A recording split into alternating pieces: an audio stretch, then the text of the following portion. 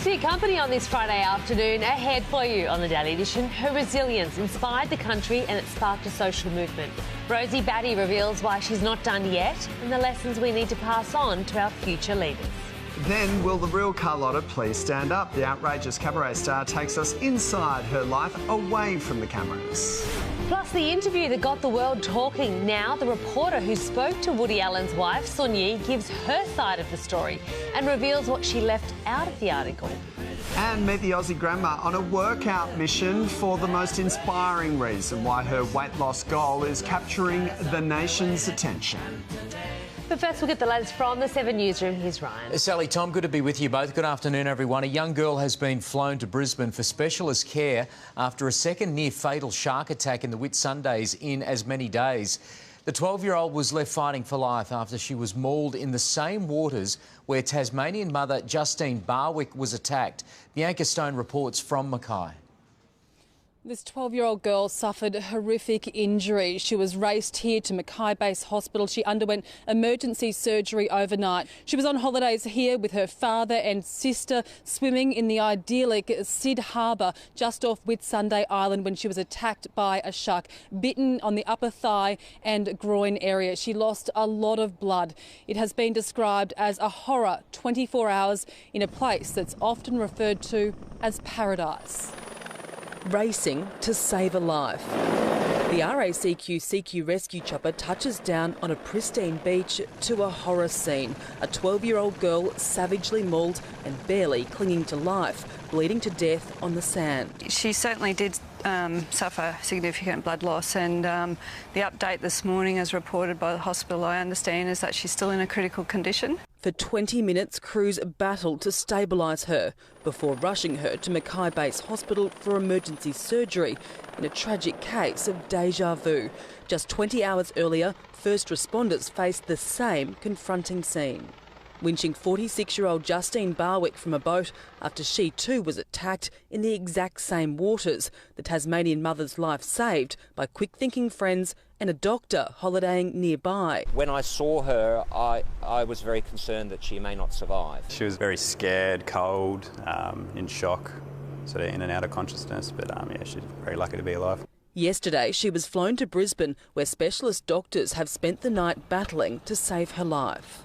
The first shark attack victim, 46-year-old Justine Barwick, does remain in a Brisbane hospital. She is now listed as stable, and this comes as fisheries move into the area where these shark attacks happen. They are doing patrols of that area. They're warning everyone to stay out of the water. They're also setting 3 drum lines in that vicinity.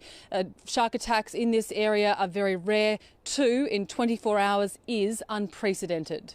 Indeed. Bianca Stone there with that report. 2 pedestrians have been injured in a train derailment at Devonport in northern Tasmania. The automated freight train left the tracks and crashed into fencing opposite the Spirit of Tasmania ferry berth. A paling is believed to have hit one woman in the head, leaving her with minor cuts and scratches. Police say they had been driving alongside the train, warning people of the danger before it was deliberately derailed. The Brazilian family of murdered Sydney resident Cecilia Haddad is confident justice will prevail after the start of the pre-trial hearing for her accused killer.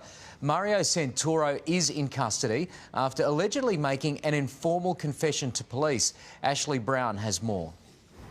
Cecilia Haddad's father is confident Australian and Brazilian police will work together to bring the person responsible for his daughter's murder to justice. Jose and Andrea Haddad have spoken of the difficulty of giving evidence in the hearing of Mario Marcelo Santoro. Disturbing claims emerged about the killing of the successful businesswoman in Sydney in April.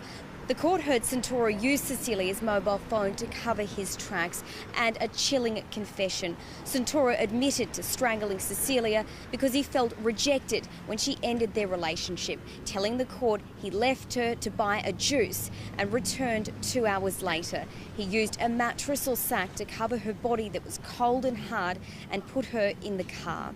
Cecilia's father describes Santoro's defence as crazy and says he's hopeful after the first hearing.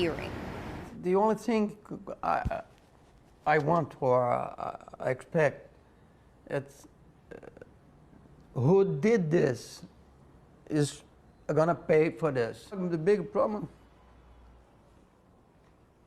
is Cecilia. Forever. She's not here anymore. Cecilia's family don't want anyone to go through the pain they've suffered after losing Cecilia, and they've urged anyone who's living in fear of someone to call the police. The next hearing is listed for the end of October. Ashley Brown reporting there from Rio. An American director has been chosen to save British super spy James Bond. 41-year-old Cary Fukunaga will now direct the 25th film in the espionage franchise. He's replacing British director Danny Boyle, who pulled out of filming last month because of creative differences about the script. The film will be Daniel Craig's 5th and final appearance as Bond, James Bond, and it will be released in February 2020. Yeah, that director, not well known. He directed the True Detective series, the second season. That's a good series. Yeah, Beasts of No Nation, an independent film, but a big step up, you would think, to a blockbuster of this nature. Especially one with so much pressure on it. Yeah. Wait and see. And a big leading actor too. Absolutely. Thanks, mate. Still to come. Why is this grandma pumping iron? Her inspirational and heartbreaking campaign is sure to inspire you. But next, former Australian of the Year Rosie Batty opens up about her new campaign and how she's changed the country for good.